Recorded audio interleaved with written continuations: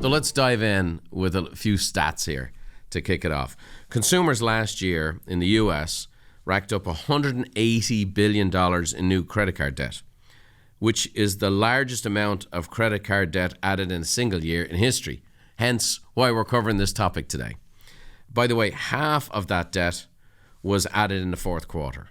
And so what that says to me is that people maintain their same lifestyle, their same travel, and especially their Christmas shopping, even though their economics had changed. The market had changed. Salaries were starting to change. Inflation has been up significantly. Expenses are up across the board. But people refused to give in on any spending cuts. So what they did was they charged it on their credit cards. And so and that's not uncommon in other years, especially when there's been economic changes. People spent a lot or got into a debt in the fourth quarter over the holidays and then started the new year. And they started the new year after eating too much and spending too much, and they go on a diet, hit the gym, and then they start looking at their expenses. That's why we're talking about this. 35% of U.S. adults have credit card debt. Now, we're talking about consumer debt today, which is much bigger than credit card debt. But only 29% of people the year before had credit card debt. So it's up 6%, which is a giant number. By the way, the most startling statistic I'm going to give you is that 43% of the people with credit card debt in this country don't know what the interest rates on their cards are. Okay? So ignorance isn't bliss. Ignorance is poverty. And we're gonna do some detailed work on this today. I have the snowball content is a little bit of a workout, but we're going to show you how to pay off your debt. This will be something that you can help your family and friends with. This is also something if you're in a services business, real estate, financial planning, mortgage, whatever, you certainly would be wanting to learn this, master this, to be able to counsel your clients on it too. So less than 25% of people in the States are debt-free. And so we want to show you that. This, by the way, just so you know, I give the American stats because they're the easiest to find.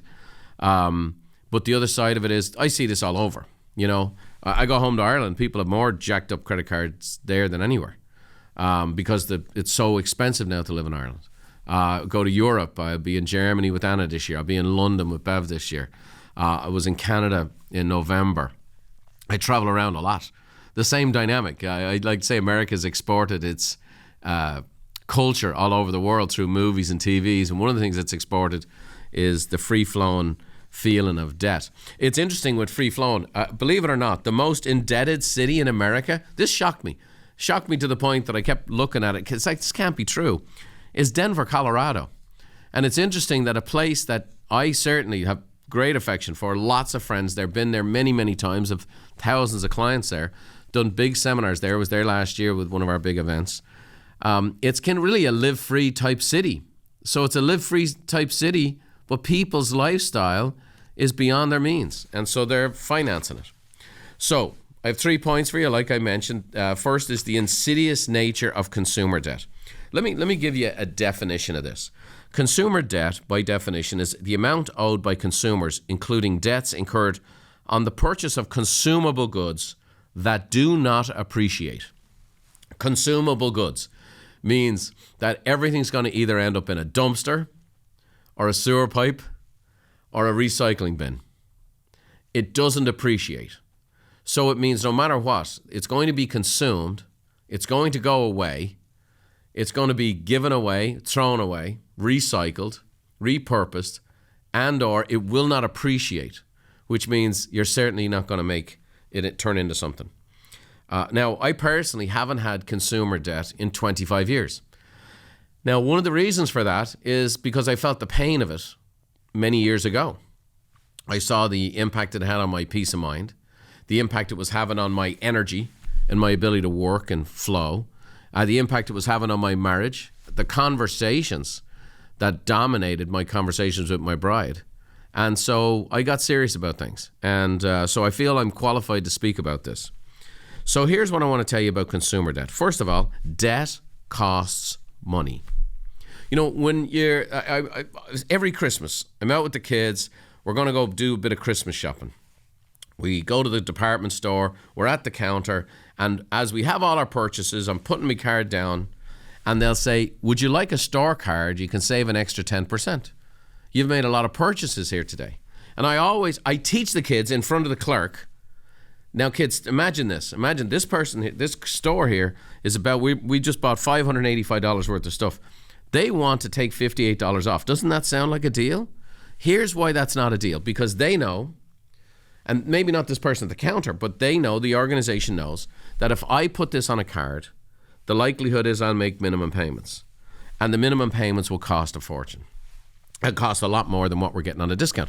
This sounds like they're giving us a deal, like this is on sale. This is actually a way to create a consumer spending pattern. And I right there in front of the kids, and a lot of times the clerk is sitting there with their eyes wide open and so on and so forth. And I'll use this analogy that I've shared with my kids, that I'll share with you, that many times I've had a clerk stand behind the counter going, I don't know if I can offer this in good conscience anymore. And that is, consumer debt costs money. So for example, a $5,000 credit card with a minimum payment. So just so you know, the average interest rate for a credit card in North America right now is 20.8%. Okay?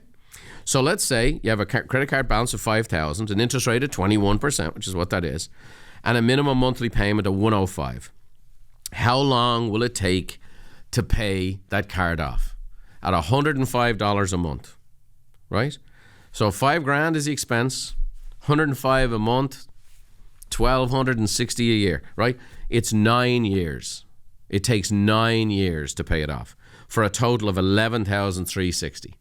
And that's why I say, see kids, we're really not saving money if we do that. Now, I have the ability to pay this card off, but I don't want to do it because I don't ever want to get in the bad habit. So I'm actually going to pay the full retail right now. Thank you so much for the offer. So I'll teach my kids while artfully telling the counter person no, and the counter person is looking at me with their eyes wide open because they don't know either. Thanks for watching.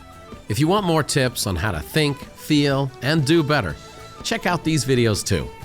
Oh, by the way, don't forget to subscribe to the channel and leave us a like if you enjoyed the content.